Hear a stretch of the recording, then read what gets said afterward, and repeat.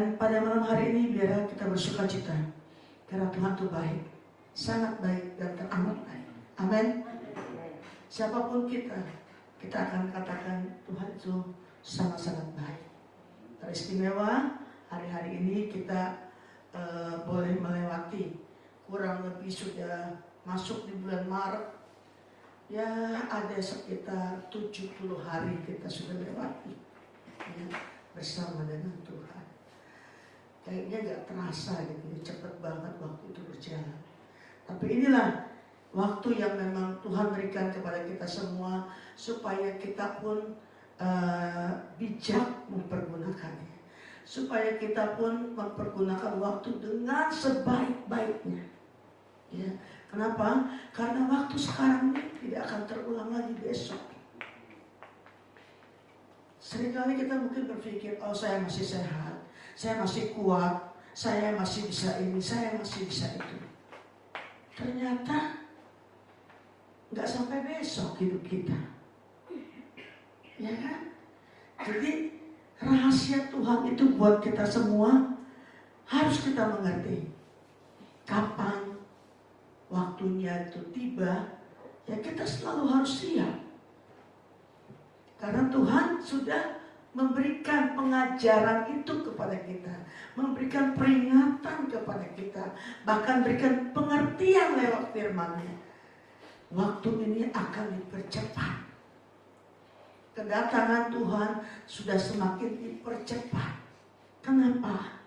Karena Tuhan takut kalau Dia datang, maka Dia tidak menemukan iman dalam dunia ini. Ya, jadi malam hari ini biar kita yang hadir boleh menikmati berkat Tuhan. Kenapa saya katakan berkat Tuhan?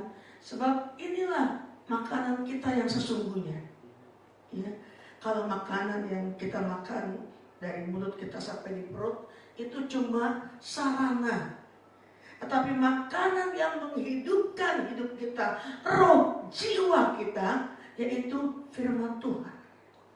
Dan sebab itu, mari kita sama-sama membuka firman Tuhan pada malam hari ini, yang terambil dari Mazmur 139,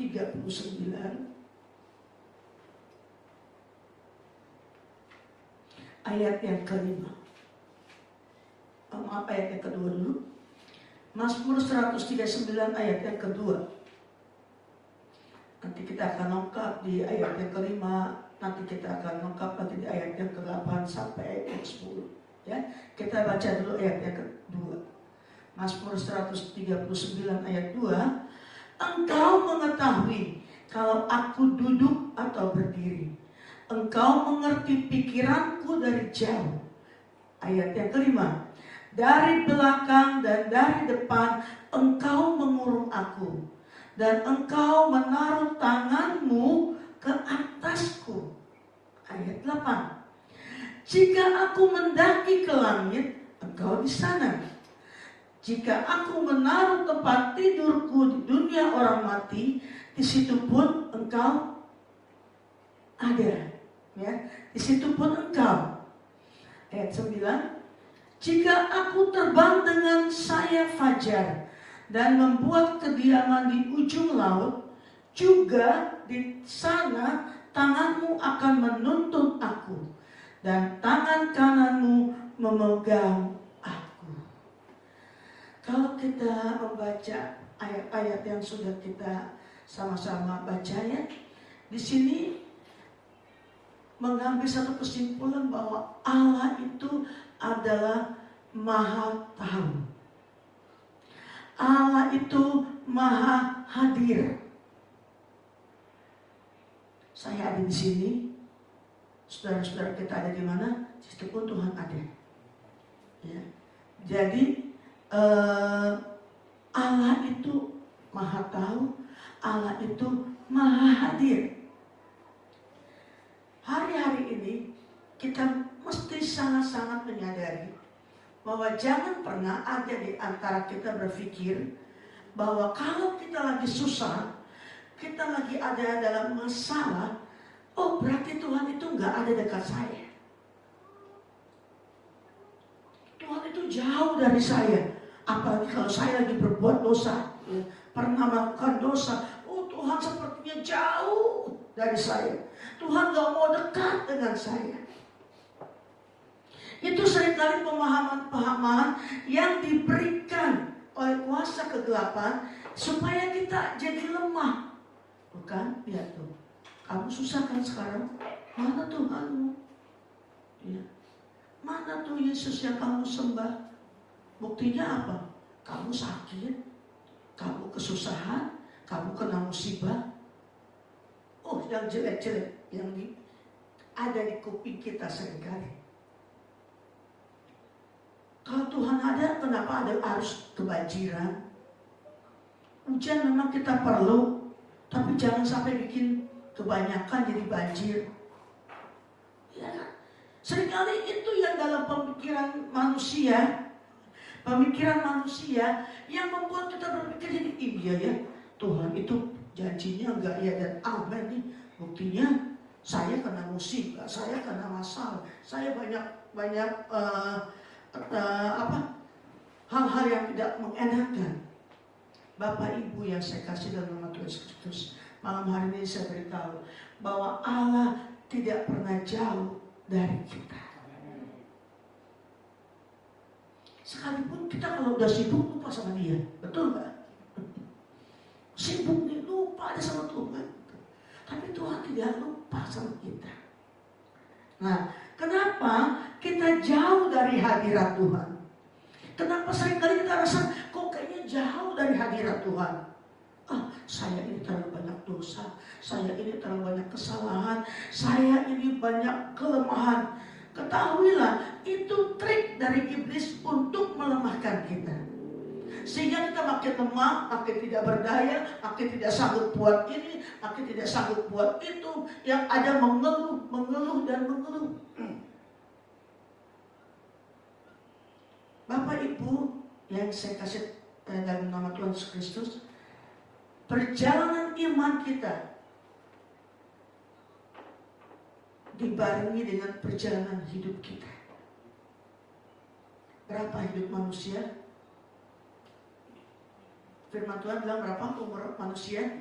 70. Kalau 80 itu udah bonus. Bonusnya apa? Dia akan kembali lagi seperti anak-anak nantinya, diurusin semuanya, tidak bisa ngurus sendiri. Nah, waktu itu adalah Tuhan yang punya. Masa-masa itu Tuhan yang atur. Nggak bisa kita menentukan. Kalau sekarang masih mungkin apakah itu juga saya nggak ngerti ya. Kalau misalkan lahir melalui sesar, apakah itu waktu Tuhan? Waktu Tuhan ya. Kalau lahir secara sesar, kan udah ditentuin tanggal sekian kamu datang ke rumah sakit untuk melahirkan lewat operasi. Padahal waktu zaman dulu nggak ada yang seperti itu, nggak tahu kapan lahir, tahu udah mau lahiran aja, nggak bisa diprediksi. Ya. Tapi kalau sekarang bisa, apakah itu juga waktunya Tuhan? Segala sarana yang Tuhan berikan hari-hari ini, ketahuilah, kita pun harus bijak, kita harus punya hikmat Allah. Kenapa seringkali orang melahirkan itu harus sesar? Biasanya, kalau sampai dilakukan sesar itu berarti ada masalah, ada kendala dalam proses persalinan. Ya.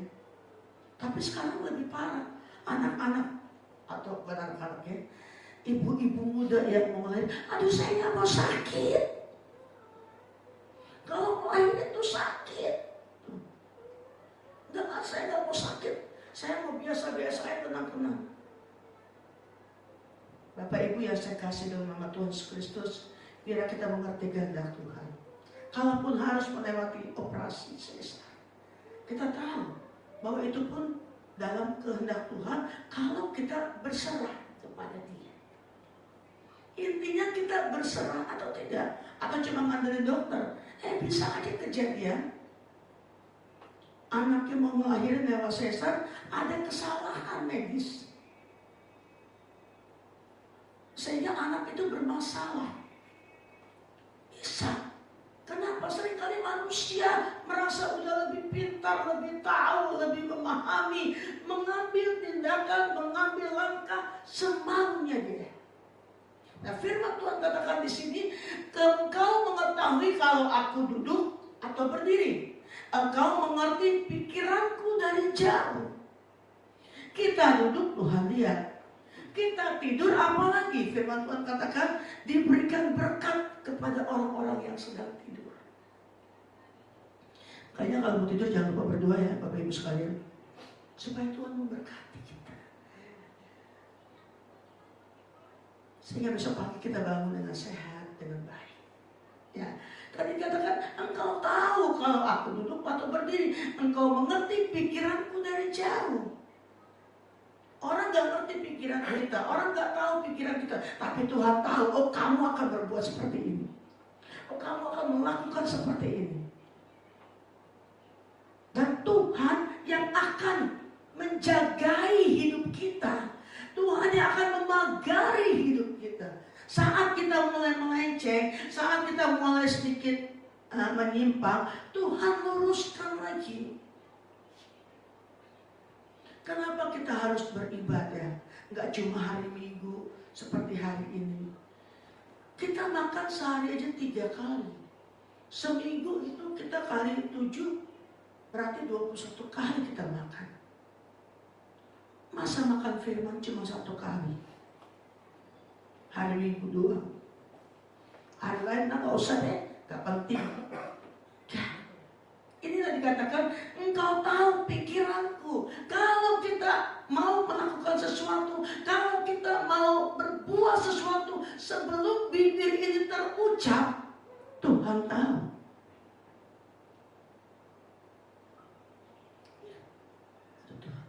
Dalam hati mungkin belum terucap, saya perlu ini Tuhan, saya membutuhkan ini Tuhan. Pikirannya, oh di rumah ini habis, ini habis, ini pikiran yang lain. Tapi Tuhan tahu, Tuhan mengerti. Makanya dikatakan tidak ada yang Tuhan tidak mengetahui. Di ayat 5, dari belakang, dari depan engkau mengurung aku. Tuhan pagari hidup kita, Tuhan lindungi hidup kita, sehingga sekalipun ada hal-hal yang ingin masuk, yang ingin menerobos, yang ingin menyelusup dalam kehidupan kita, maka Tuhan yang akan jadi pagar bagi kita semua. Amin.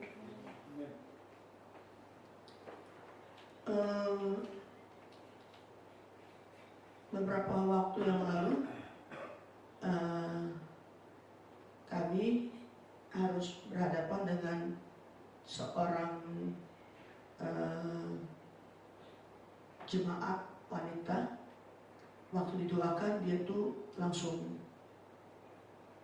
roh lainnya itu bermanifestasi. Ya. Jadi sementara kita doakan, kok dia makin galak, ya. Sampai dia bilang panas. Tapi begitu kita katakan dalam nama Yesus, roh setan, roh jahat keluar, maka dia lemes.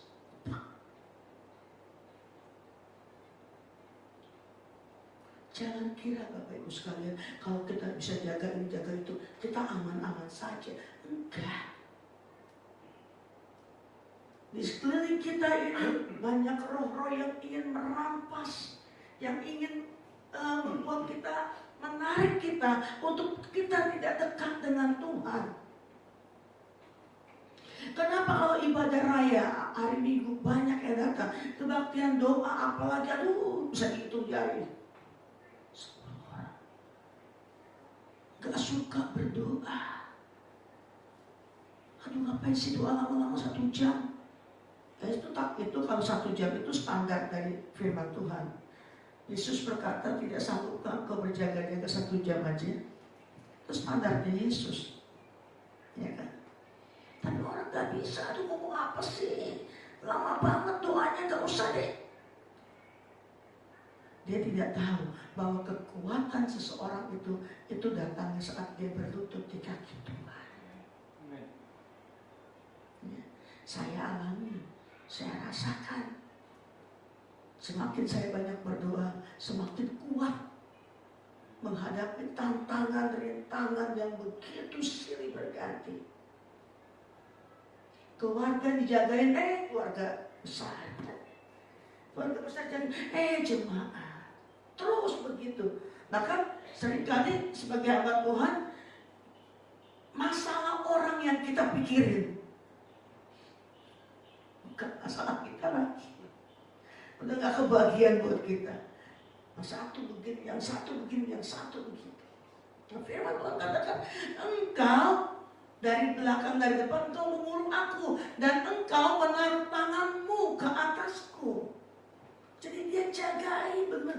Tuhan tuh kalau kayak kita sedikit berimajinasi gitu, Tuhan tuh kayak center kali gitu ya. Di atas kepala kita tuh kayak center, dia yang merangi jalan kita. Saat kita mau melakukan kesalahan, Tuhan ayo lurus lagi, lurus. Sehingga kita tidak tersandung. Nah, ayat 8 dikatakan di sini, jika aku mendaki ke langit, engkau di sana. Jika aku menaruh tempat tidurku di dunia orang mati, di situ pun engkau. Luar biasa. Tuhan hadir. Tuhan menyertai kita. Ya. Di sini dikatakan lagi, jangan pernah kita punya perasaan-perasaan yang sepertinya kita ini ditinggalkan Tuhan. Itu cuma perasaan kita. Padahal Tuhan ada saat kita panggil dia ada. Peperangan. Saya pun lagi menangani satu kasus di mana ada seorang bapak tidak punya istri, tetapi ada pelakor, ya ada pelakor nih yang mengguna-gunai si bapak ini supaya si bapak ini nggak kerasan tinggal di rumah. Jadi saya ajak ngomong bapaknya. Kalau kita ajak ngomong bapaknya normal ngomongnya, benar. Tapi bila dia jauh dan dalam kuasa si jahat itu, dia langsung sepertinya sama anaknya, sama istrinya kayaknya, kayak rasa benci gitu. Nah inilah Tuhan katakan, kalau kita ada dimanapun, sampai di dunia orang mati, Tuhan pun ada. Satu peribahasa, ya, satu bahasa kiasan dikatakan sampai di dunia orang mati, di situ juga Tuhan ada. Tuhan tidak bisa dibatasi oleh ruang, Tuhan tidak bisa dibatasi oleh jarak. Saat saya berdoa, saat Bapak Ibu berdoa, Dia ada. Dia tidak pilih-pilih. Oh saya temenin yang ini aja deh, kalau yang ini nggak usah nih. Saat kita berseru, Dia ada. Dan dikatakan nanti di sini dalam 1 Samuel 7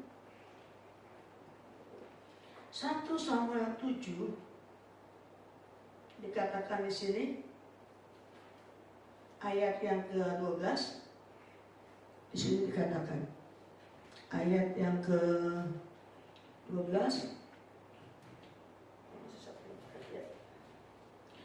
Kemudian Samuel mengambil sebuah batu dan mendirikan antara Mispa dan Yesana. Ia menamainya Ebenezer. Katanya, sampai di sini Tuhan menolong kita. Artinya apa? Sampai hari ini kita ada Ebenezer. Tuhan tetap menolong kita. Amin.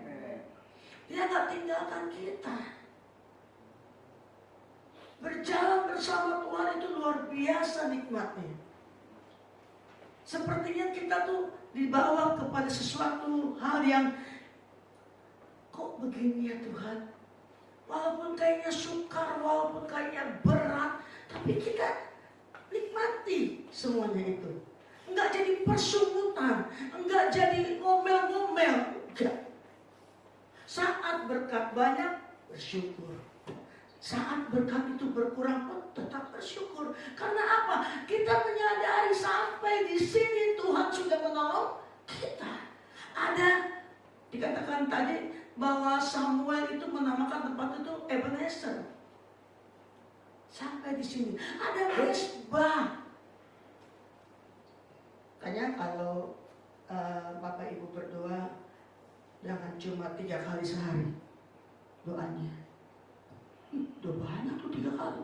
Mana banyak? Doa makan pagi, doa makan siang, doa makan malam. Terus sama aja. Tetapi ada jam-jam yang harus kita beri secara khusus kepada Tuhan untuk mendengar suara Tuhan. Kalau kita hidup dipimpin oleh Tuhan, walaupun di depan kita itu ada maut, ada sesuatu yang membahayakan kita, Tuhan luputkan. Caranya bagaimana? Itu bukannya kita nggak bisa kita pikirkan. Cara Tuhan itu terlalu banyak untuk menolong kita semua. Karena dia tidak terbatas oleh apapun juga. Ya, katakanlah di sini. Mazmur 27 ayat 14 di sini dikatakan, nantikanlah Tuhan, kuatkan dan teguhkanlah hatimu. Ya, nantikanlah Tuhan. Amin. Perjalanan kita di dunia ini ada batasnya, ya, ada expirednya. Jadi kalau Tuhan sudah tentukan, selesai. Selebihnya adalah kehidupan kekal yang Tuhan sediakan buat kita semua. Berbahagialah orang-orang yang kuat dan teguh untuk setia mengiring Tuhan. Nantikanlah Tuhan, kuatkanlah hatimu. Artinya apa? Ayo, kuatkan hati. Mau ibadah, hujan keras. Ibadah enggak. Main tangan, main kancing, ibadah enggak. Kuatkan hatimu, melangkah dengan iman. Amin. Sebab itulah yang menjadi harga di hadapan Tuhan. Kan beberapa hari ini kan hujannya nggak tentu ya, Bapak Ibu sekalian. Saya waktu hari Kamis ada pelayanan di Pondok Indah. Paginya tuh udah hujan terus. Ya. Sampai suami saya bilang, kamu tetap pergi. Ya, saya pergi. Tapi lihat cuacanya aduh. Sebab kalau ke daerah pondok kita itu enakan kita naik motor, macet daerah sana kan. Tapi sedang Tuhan, saya akan berangkat. Sementara jam 10 hujan ini akan berhenti. Dalam hati ngomong gitu. Dan benar. Jam 10 udah mulai rintik-rintik kecil. Saya jalan dengan iman. Sampai di sana hujan selesai. Saya balik pun hujan tidak lagi. Baru selesai itu dia hujan lagi. Jadi kuatkan dan teguhkan hati untuk selalu datang kepada Tuhan, untuk selalu mencari. Saya katakan kepada jemaat yang saya lihat di Pondok Indah, kalau bukan karena kekuatan yang Tuhan berikan, hati jadi kuat untuk melangkah walaupun hujan, nggak akan bisa sampai. Orang kalau udah lihat, aduh gerimis, aduh mendung, sudah ada nggak gerejanya, belum apa-apa. Tapi kita mesti punya kekuatan. Tuhan aja menyertai kita. Tuhan aja memberikan segalanya buat kita semua dengan tanpa halangan apapun. Masa kan kita baru hujan aja, entar pilek, entar demam gitu. Enggak. Buktinya sampai sekarang saya, puji Tuhan, sehat. Kenapa? Kita tahu, kita melayani, kita mencari Dia, Sang Pemberi hidup. Kalau kita masih ukur, masih hitung-hitungan, aduh nggak bisa Tuhan, jangan ya Tuhan, nanti ini, aduh. Tuhan bilang, kalau Engkau mengasihi aku, turutilah segala perintahku. Tapi kan begini Tuhan, masa Tuhan nggak ngerti sih? Boleh dong Tuhan tawar-menawar. Tuhan kasih kebebasan, silakan. Tapi bagi yang bertekun, bagi yang benar-benar kuat, nantikanlah Tuhan. Jadi dia ada bersama kita. Ya. Hari ini dia ada, besok ada, dan seterusnya. Sampai waktu ini Tuhan tentukan buat kita semua. Amin. Sebab itu malam hari ini biarlah kita yang hadir boleh bersyukur kepada Tuhan. Karena Tuhanlah kita ada di tempat ini. Bapak Ibu sekalian, waktu kejadian gempa yang ada di Turki, itu cuma beberapa jam saja ya, rata semua. Padahal Turki itu sedang naik daun, karena banyak pariwisata yang sedang digalakkan di sana, dan banyak orang-orang tuh pergi ke sana.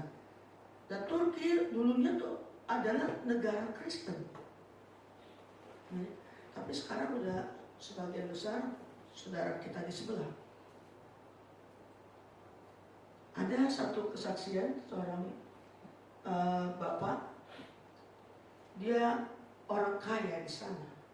Dia punya 4 hotel berbintang. Tapi Bapak Ibu sekalian, saat gempa itu dia katakan apa? Semuanya itu tidak ada artinya. Satu peringatan keras oleh Tuhan diberikan kepada bangsa Turki ini. Supaya apa? Kembali kepada Tuhan. Jangan permainkan Tuhan. Jangan sepertinya kita mau enggak. Tapi teruslah cari Tuhan. Tinggikan Dia. Pikiran kami sebagai hamba Tuhan, benar-benar macam-macam yang unik-unik, yang tidak pada umumnya itu yang diberikan. Tapi saya hanya katakan biarlah hikmat Allah yang akan terus membawa kami untuk menyelamatkan jiwa-jiwa bagi kemuliaan nama Tuhan. Sebab itu biarlah malam hari ini siapapun kita, Bapak Ibu sekalian, kita mau selalu berada bersama dengan Tuhan. Tuhan tidak tinggalkan. Sehelai rambut Tuhan katakan sampai jatuh Dia tahu. Jangan yang rambutnya banyak, yang rambutnya botak bisa ngitung nggak? Nggak bisa ya? Nggak bisa itu. Kalau yang rambutnya banyak susah kali ya dulu. Tapi yang botak itu misalkan yang cuma sedikit, nempel, dia sendiri nggak bisa hitung. Tapi Tuhan tahu rambut di kepalamu. Betapa luar biasa. Sebab itu jangan tinggalkan Tuhan, tetap setia, tetap iri kepada Dia. Mari kita naikkan satu pujian.